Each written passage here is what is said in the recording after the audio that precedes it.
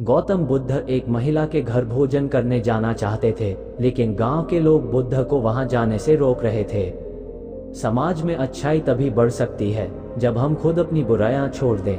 हम सुधर जाएंगे तो समाज भी अच्छा हो जाएगा। किसी भी सुधार की शुरुआत खुद से करनी चाहिए। इस संबंध में गौतम बुद्ध से जुड़ा एक प्रसंग प्रचलित है। अगर हम सुधर जाएंगे तो समाज में भी बढ़ने लगेगी अच्छाई। दूसरों को दोष देने से बचना चाहिए। 3 वर्ष पहले गौतम बुद्ध एक महिला के घर भोजन करने जाना चाहते थे, लेकिन गांव के लोग बुद्ध को वहां जाने से रोक रहे थे।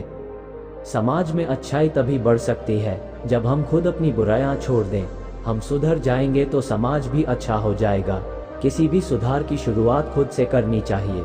इस संबंध में गौतम बुद्ध से जुड़ा एक प्रसंग प्रचलित है। सुनिए ये कहानी। बुद्ध एक बार किसी गांव में रुके। गांव के लोग उनके दर्शन करने और उपदेश सुनने पहुंच रहे थे। कुछ ही दिनों में काफी लोग बुद्ध के उपदेश सुनने आने लगे थे। एक दिन बुद्ध के पास एक महिला पहुंची। उसने बुद्ध से पूछा कि आप तो किसी राजकुमार की तरह दिखते हैं, आपने युवावस्था में ही संन्यास क्यों धारण किया है? बुद्ध बोले, मैं 3 प्रश्नों के उत्तर जानना चाहता हूँ। हमारा ये शरीर अभी युवा और आकर्षक है, लेकिन ये वृद्ध होगा, फिर बीमार होगा और अंत में मृत्यु हो जाएगी।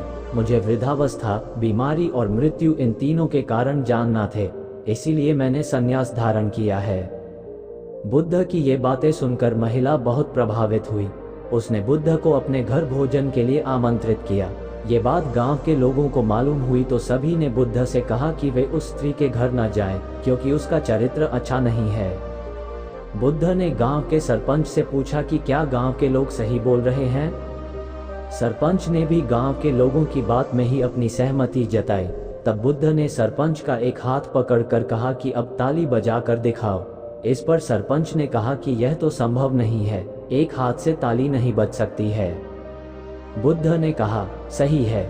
ठीक इसी तरह कोई महिला अकेले ही चरित्रहीन नहीं हो सकती। इस गांव के पुरुष चरित्रहीन नहीं होते तो वह महिला भी चरित्रहीन नहीं होती। ये बात सुनकर गांव के सभी पुरुष शर्मिंदा हो गए।